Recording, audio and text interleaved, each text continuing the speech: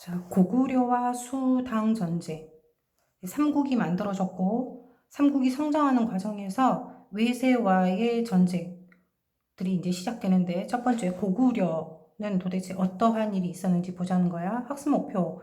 고구려와 수당이 싸웠던 시기의 각국의 상황. 그러니까 고구려와 수나라와의 전쟁, 고구려와의 당나라의 전쟁. 어떻게 이루어졌고, 어떻게 결말이 났는지가 시험 문제에 나오겠지. 고구려와 수의 전쟁, 신라가 한강 유역을 차지한 6세기 중엽은 삼국의 경적은 더욱 치열해졌다. 즉, 요 시대야. 지금 신라가 한강 유역을 차지하고 있었던 신라의 전성기 시대. 삼국의 경쟁이 더욱더 치열해졌다. 자, 이때 중국은 수나라가 남북조로 통일했다라고 나오는데 당시 나라는 수나라였다. 중국은 수. 삼국시대에 중국은 수라는 나라가 통일 왕조를 이루었다. 남북조 시대의 중국 왕조들은 고구려의 독자성을 인정하였으나 수 문제는 이전과 달리 고구려의 복종을 강요하였다. 그러니까 그 전에 삼국이 완성되었을 때 월등하게 고구려의 어떤 영향력이 강했을 때야. 초창기. 이 광개토대왕이라든지 장수왕이라든지. 그렇기 때문에 중국마저도 한 수 접고 넘어갔었다는 거야. 그런데 6세기가 되면서 신라가 전성기를 이룰 때 이때 중국을 통일한 수나라는 생각이 달랐다는 거지. 고구려 별거 아닌데? 그래서 고구려의 복종을 강요했어. 이에 영양왕, 고구려 왕이야. 영양왕은 말갈족과 함께, 말갈족이라는 것은 지금 이 위치상으로 보면 우리가 알고 있는 만주 쪽에 있는, 즉 고구려 북쪽에 있는 이 말갈족과 함께 요서 지역을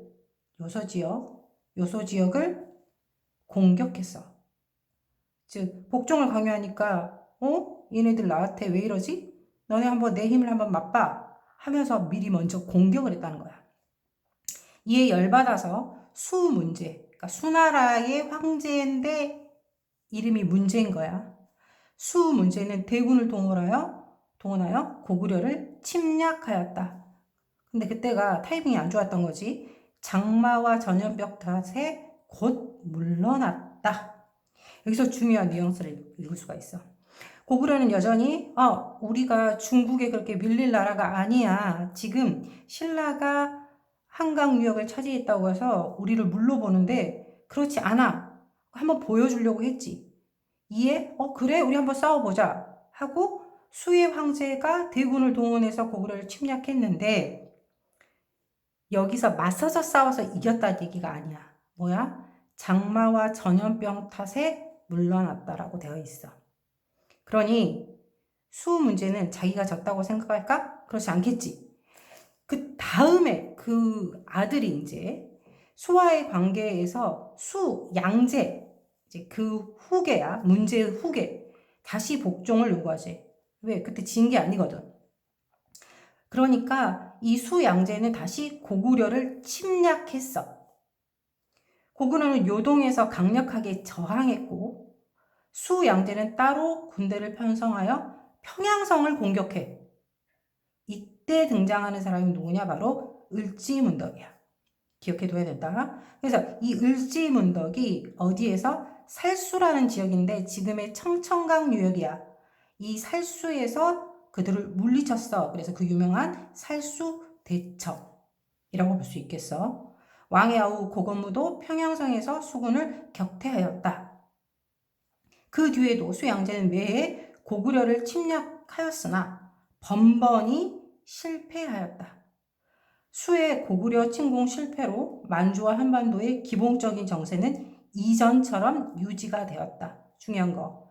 이전처럼 유지가 됐다라는 것은 중국이 한반도에 더 이상 들어오지 못했다라는 얘기고 결국은 고구려의 이 수나라와의 전투가 이 한반도를 지켜냈다고 볼 수 있는 거야. 기억해야 될 것, 수당 전쟁에서 우리가 기억해야 될 사람 을지문덕, 그리고 전쟁 살수대첩.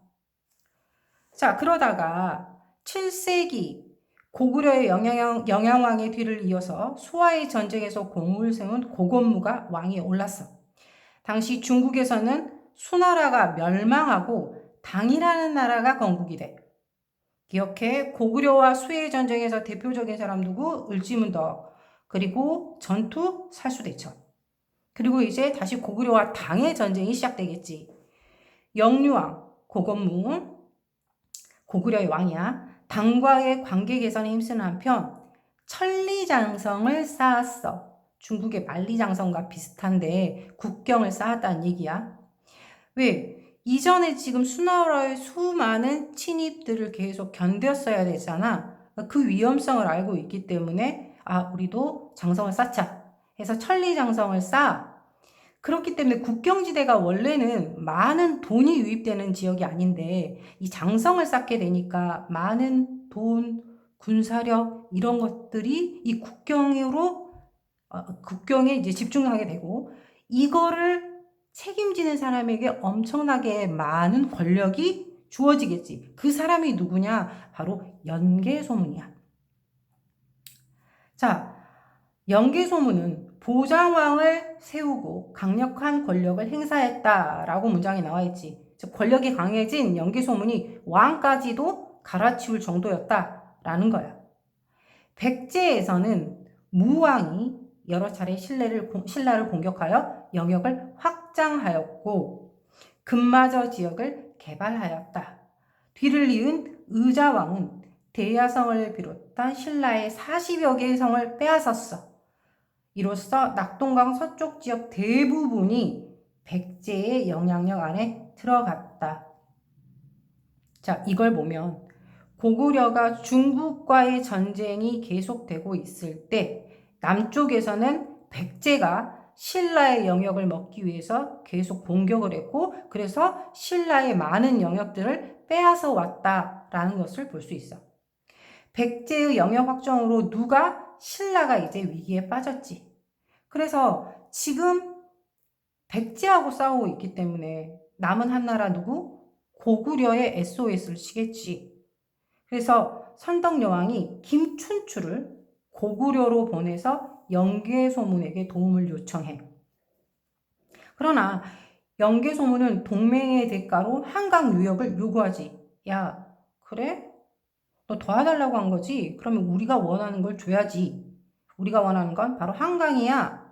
그러니 절대로 주려고 하지 않겠지. 신라 입장에서는. 아니, 우린 절대 이건 줄 수 없어. 이후 고구려와 백제는 신라를 협공하였다. 즉, 지금 얘가 나에게 도와달라고 했는데 이 협상이 지금 체결됐어? 실패했지. 그러니 이제는 적이 된 거지. 그래서 고구려와 백제가 손을 잡는 거야. 그러니 김춘추는 어쩔 수 없어서 지금 일본이지. 외에 가서 도움을 요청했어. 외는 백제와의 친선관계를 유지하고 있었기 때문에 신라에 협조하지 않았어. 그래서 김춘추는 어디로 가냐? 어쩔 수 없지. 남은 게 뭐야? 계속 고구려를 괴롭히는 당나라와 손을 잡게 돼. 자, 당고조의 뒤를 이은 당태종. 대제국의 뜻을 품고 주변 국가를 정복하고 있었어. 그러니 계속 실패했던 고구려를 언제고 정복해야겠다라고 생각했던 사람인 거지. 당태종은 이제 항상 전쟁에는 뭔가 이유를 들어야 돼. 연개소문의 정변, 연개소문이 나를 일으켜가지고 왕을 바꿔버렸잖아. 이것을 구실 삼아서 고구려를 침략해. 당군은 요동성, 백암성 등을 차례로 함락하고 안시성까지 포위해. 그러나 성주와 백성들이 굳건한 저항으로 결국 안시성에서 물러났어. 이게 안시성 전투, 안시성 싸움이야. 자, 이 이후에 당태종은 몇 차례 고구려를 공격하였으나 별다른 성과가 없었다. 당태종은 생각한 거야. 한반도를 먹기 위해서는 누구를 뚫어야 돼? 고구려를 뚫어야 돼. 그러니까 계속해서 고구려를 공격했지만 고구려는 끝까지 항전을 해서 고구려를 지켰어. 이게 도대체 어떤 의의를 갖냐? 아까 수나라 때도 얘기했지? 문장 맨 끝에 뭐가 있었어? 수의 고구려 침공 실패로 만주와 한반도의 기본적인 정세가 이전처럼 유지되었다. 즉 수나라가 고구려를 침공한 것을 고구려가 막아냄으로써 삼국의 정세가 유지될 수 있었다. 그런데 또 여기 나오지. 당 안에서 지금 당이 또 계속해서 고구려를 공격했어. 이것을 항전, 이겨냈단 말이야. 이것으로 인하여 중국과 한반도 침략을 저지했다. 중국의 한반도 침략을 저지했어. 그래서 뭐 한반도를 지켜냈다. 이게 의라는 거지. 즉 고구려의 항전, 고구려가 수나라와 당나라와의 전투에서 계속 그걸 막아낸 것의 역사적 의의는 무엇인가? 바로 중국의 한반도 침략을 저지하였다. 이게 고구려 항전의 역사적 의의라고 볼 수 있겠어. 여러 차례 공격이 좌절되자 당은 다른 국가와 동맹하고자 하였다.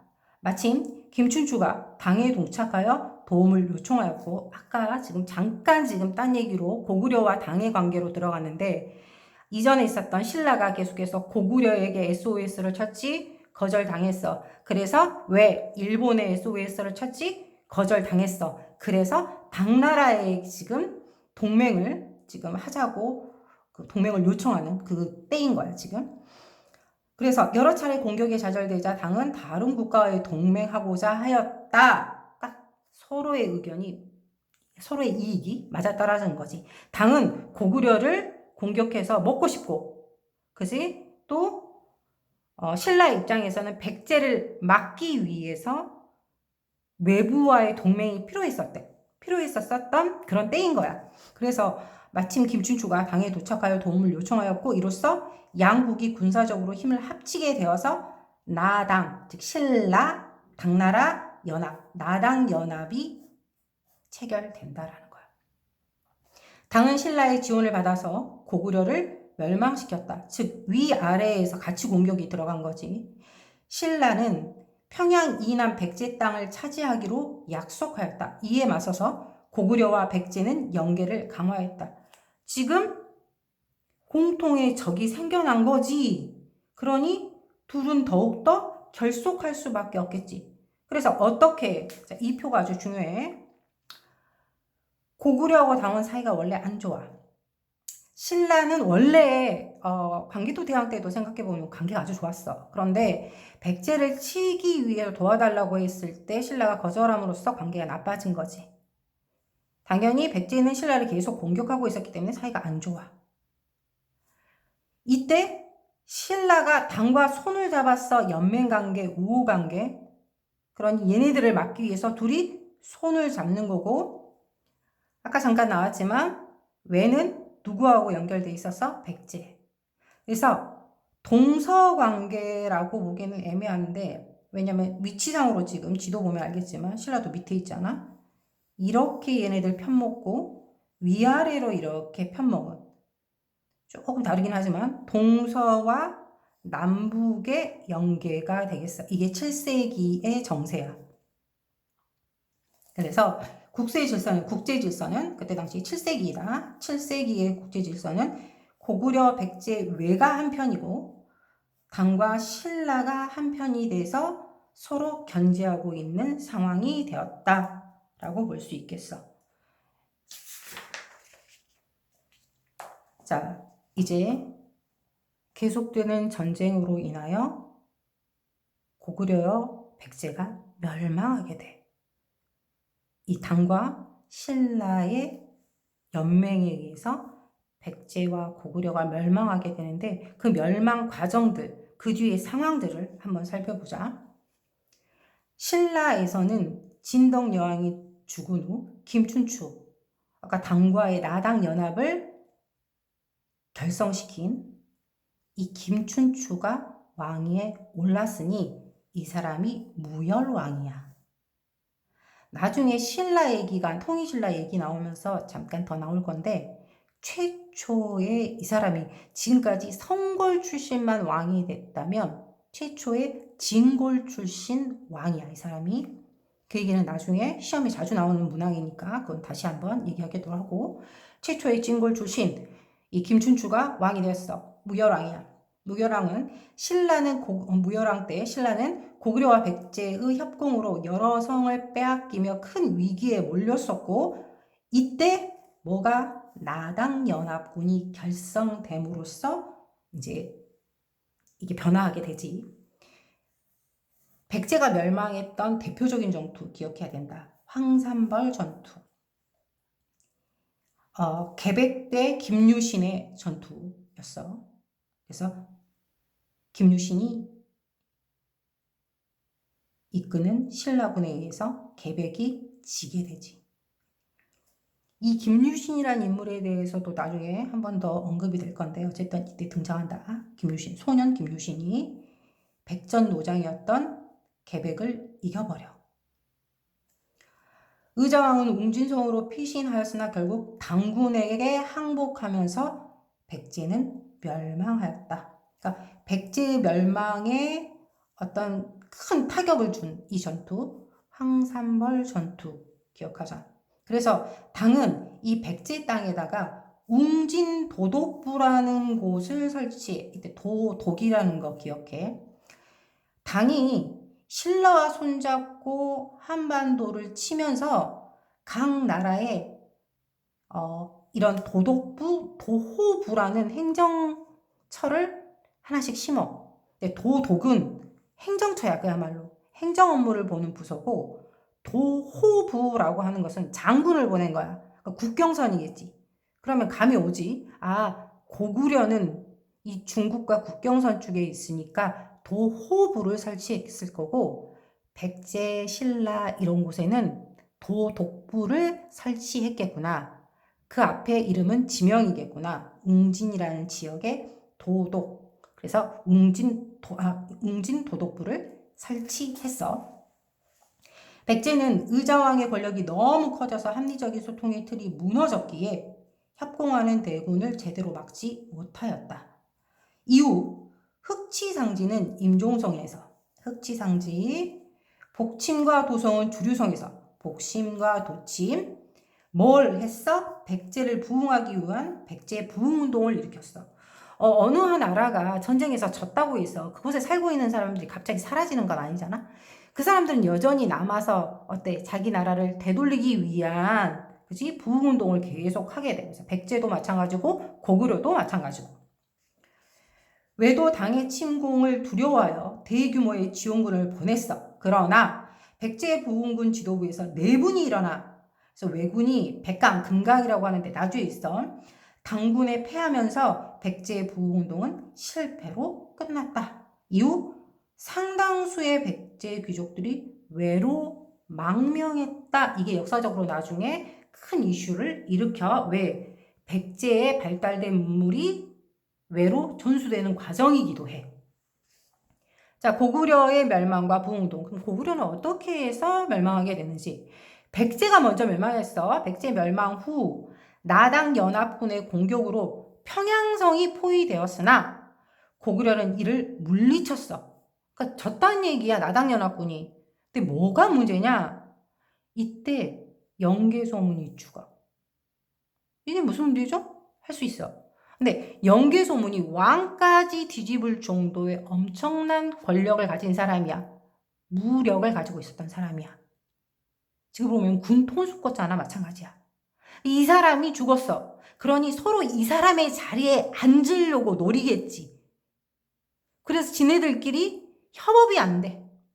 그래서 고구려에서는 그의 아들들 사이에 권력 다툼이 일어났어. 그 결과 영계소문의 맏아들 연남생은 당에 투항하고 영계소문의 동생은 신라에 투항하는 등 정치 혼란이 계속되었다. 즉 내부의 문제 때문에 충분히 이 나당연합군을 막을 만한 이런 여력이 있었음에도 불구하고 자기들 안에서 분란이 일어나서 이 권력 다툼 때문에 결국은 고구려가 혼란에 빠지면서 멸망하게 됐다라는 거야.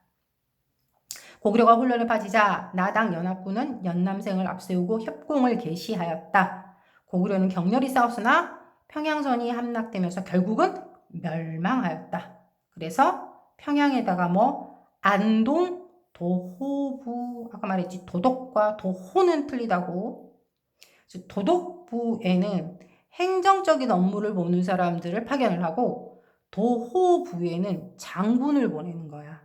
이곳을 지키도록. 고구려 옛 땅을 지배하려 하였다. 가만히 있지 않겠지?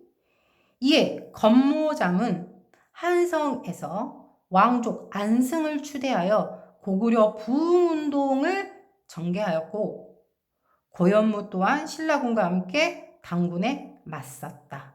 또 함락되지 않은 요동의 성술도 항전이 이어졌다.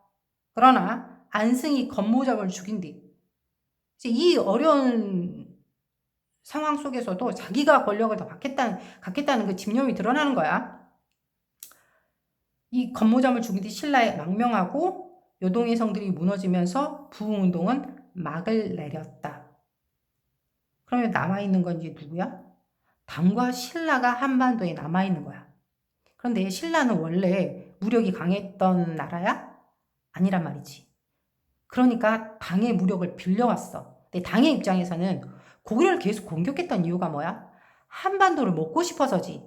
그런데 지금 신라가 도와줘서 한반도에 들어왔어. 나가려고 할까? 안 하겠지. 한반도를 먹겠다라는 야욕을 명확하게 드러낼 거야. 그러니 이제 한반도에서 누구와 누가 싸우고 생겼어? 나당 연맹을 맺었던 당나라와 신라가 싸우게 되는 거야. 자, 어떻게? 백제와 고구려를 멸망시킨 당은 신라마저 지배하려는 야욕을 드러냈다. 이에 신라는 외와 화친한 뒤 가장 싸움을 잘하는 나라는 어디였어? 고구려였지. 고구려 부흥운동 세력을 포섭해. 그렇게 해서 당과의 전쟁을 시작해. 신라는 옛 백제 땅을 되찾은 뒤에 매소성 전투, 기벌포 전투 이 두 개를 기억해라. 여기에서 당나라와 싸워서 이겨. 그래서 당나라를 이 한반도에서 축출할 수 있게 된 거야. 그 매소성 전투, 기벌포 전투. 당의 수군을 격파하였다. 이로써 신라는 당군을 몰아내고 삼국 통일을 이루었다. 자, 삼국 통일을 이루었다. 고구려 멸망, 백제 멸망으로 그냥 삼국 통일이 끝나는 게 아니라 지금 불러들였던 당을 어떻게 얘네들을 축출해내야지 완벽한 통일이 이루어지겠지. 그 당나라를 축출해낸, 즉 몰아낸 대표적인 전투 기억하자. 매소성 전투, 기벌포 전투. 당시 토번 티벳에 강성해진 탓에 당이 한반도에만 관심을 둘 수 없었던 것도 신라가 승리할 수 있었던 한 요인이었다. 당군을 몰아낸 뒤 신라의 북방 경계선은 점차 확장되어 대동강 유역에 이르게 되었다. 조금 이건 뭐지? 라는 생각이 들지? 왜? 고구려의 옛 영토가 만주 지역까지였어. 넓을 때는. 못해도 우리가 지금 알고 있는 낙동강, 두만강, 낙동강이 있는 백두산 있고 여기까지라도 영토를 확장해서 삼국이 통일됐어야 되는데 대동강이야 평양 있는 이래서 삼국 통일의 한계점이 드러나게 된다. 신라의 삼국 통일의 첫 번째 지 스스로 했어? 외세를 끌어들였어. 두 번째 고구려의 옛 땅을 모두 차지하지 못했어. 이게 신라 삼국 통일의 한계. 하지만 역사적 의의도 있겠지. 나당 전쟁을 거치며 백제, 고구려, 인도, 신라의 일원이 됨으로써 백성을 하나로 아우르게 되었지. 그래서 우리 역사상 최초의 통일이라는 점에서는 의미가 있다. 이게 역사적으로는 이러한 의의가 있지만 한계가 분명히 존재하는 통일이었다. 그렇다면 생각해보자. 요 지역이야.